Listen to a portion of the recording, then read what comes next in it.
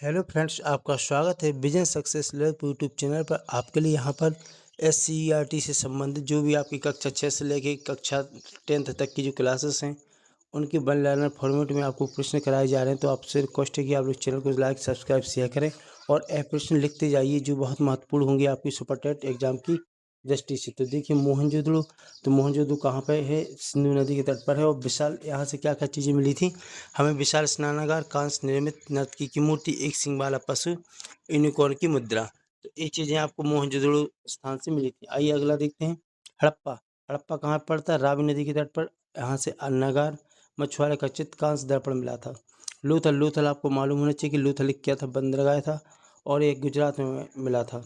तो लोथल भोगवा नदी के तट पर गुजरात में। यहाँ से क्या मिला था? गोदीवाड़ा यानी डेक यार्ड, हाथी दांत के अवशेष भी यहाँ से प्राप्त हुए थे। लोथल से क्या प्राप्त हुआ था? गोदीवाड़ा तथा हाथी दांत के अवशेष भी प्राप्त हुए थे। चनहुदड़ू यानी सिंधु नदी, तो यहाँ से मणके बनाने का कारखाना तथा लिपस्टिक के साक्ष्य प्राप्त हुई थी। चनहुदड़ू कहाँ पर पड़ता है? तो सिंधु नदी के तट पर।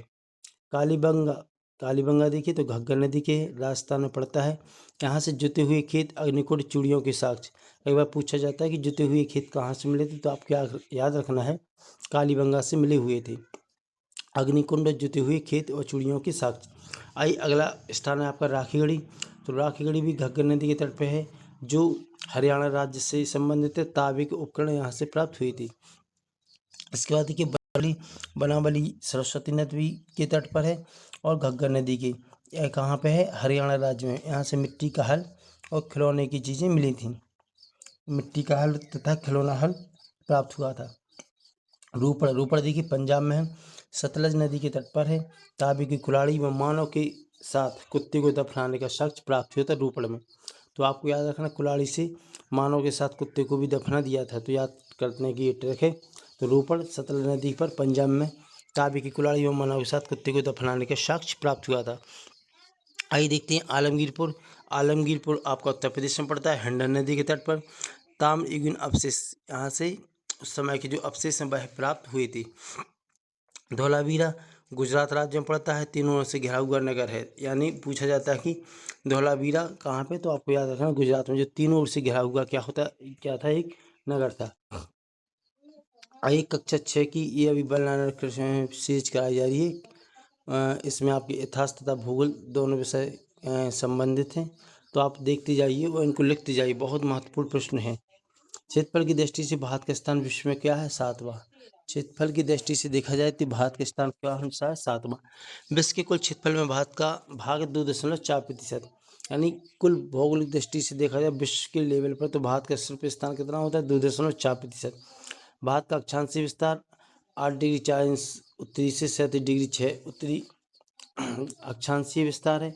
और भारत का देशांतरीय विस्तार देखिए तो 68 डिग्री 7 इंच से पूरब से 97 डिग्री 25 इंच पूर्वी है। यह प्रश्न कई बार पूछा जाता है कि कर्क रेखा भारत के कितने राज्यों से होकर जाती है? तो कर्क रेखा भारत के 8 राज्यों से होकर जाती है। तो यह आपको राज्य याद कर लेना है। कर्क रेखा भारत को लगभग 2 बराबर भागों में काटती है। भारतीय मानक समय इंडियन स्टैंडर्ड टाइम 82.5 पूर्वी देशांतर पर आधारित होता है। जो भारतीय मानक समय होता है वह भारत के कितने राज्यों से होकर गुजरता है? तो आपको याद रखना है 5 राज्यों से होकर गुजरता है। इंडियन स्टैंडर्ड रेखा किन राज्यों से होकर गुजरती है? तो देखो भी दिए गए हैं, उत्तर प्रदेश, मध्य प्रदेश, छत्तीसगढ़, उड़ीसा एवं आंध्र प्रदेश। इंडियन स्टैंडर्ड रेखा प्रयागराज के निकट मिर्जापुर से गुजरती है। कई बार प्रश्न पूछा जाता है कि भारतीय मानक समय रेखा है जो वह प्रयागराज की कहाँ से गुजरती है? तो आपको याद रखना प्रयागराज के निकट मिर्जापुर से गुजरती है। भारत का उत्तरी बिंदु। भारत का उत्तरी बिंदु कई बार पूछा जाता है, इंदिरा कॉल है जो लद्दाख राज्य में पड़ता है। भारत का दक्षिणतम बिंदु इंदिरा पॉइंट ग्रेट निकोबार पे है। भारत का पूर्वी बिंदु किवितु अरुणाचल प्रदेश में। भारत का पश्चिम बिंदु गुहार माता गुजरात राज्य में पड़ता है। ये चारों बिंदु आपको याद रखना है। किवितु एवं गुहार माता के मध्य सूर्योदय सूर्यास्त में लगभग 2 घंटे का अंतर होता है, याद रखना है। तो आपको पूर्वी बिंदु, पश्चिमी, उत्तरी और दक्षिण, इसमें क्वेश्चन पूछा जाता है कि मुख्य बिंदु क्या है? तो मुख्य बिंदु आपका कन्याकुमारी है। आइए देखते हैं, भारत का पूछा जाए दक्षिण का मुख्य बिंदु, भारत का मुख्य भूमि से जुड़ा हुआ दक्षिण का बिंदु, तो आपको याद रखना है कन्याकुमारी। यदि दक्षिणतम पूछा जाए तो इंदिरा पॉइंट है वो ग्रेट निकोबार पर पड़ता है। भारत का एकमात्र जिला जिसकी सीमा 4 राज्यों से मिलती है वह है सोनभद्र, उत्तर प्रदेश का। कौन सा? सोनभद्र, जो 4 राज्यों से सीमा अपनी साझा करता है। भारत की अक्षांश एवं देशांतीय में अंतर है लगभग 30 डिग्री का अंतर। भारत की मुख्य भूमि की तटरेखा 6100 किलोमीटर। भारत की कुल तटरेखा है आपकी 7516.6 किलोमीटर। म्यांमार में सर्वाधिक सीमा साझा करने वाला राज्य अरुणाचल प्रदेश।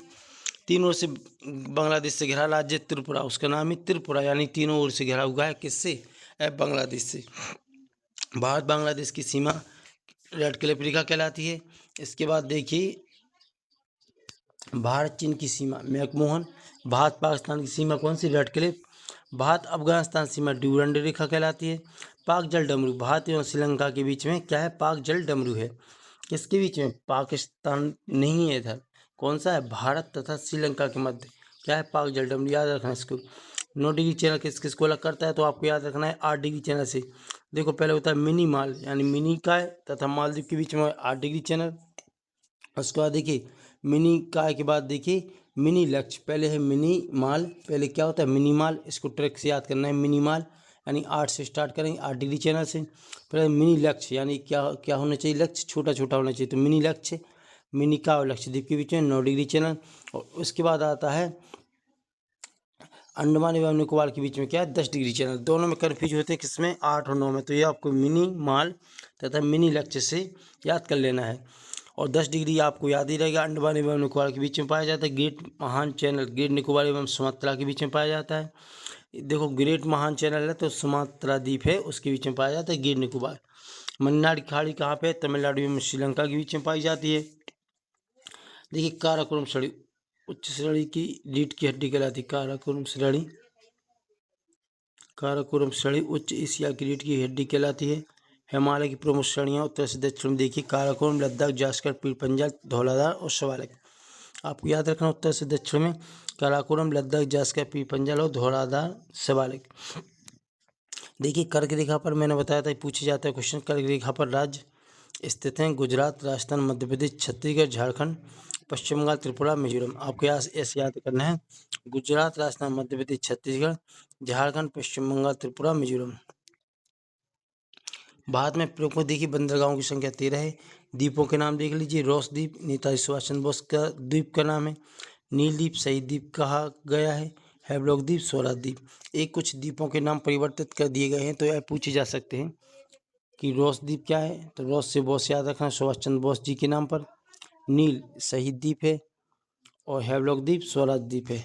तो आप लोगों से रिक्वेस्ट है कि आप लोग इन चैनल को लाइक सब्सक्राइब करिए और इन नोट्स को अपने नोट्स जो भी आप बनाते हैं तो उसमें आप लोग इनको लिखते जाइए।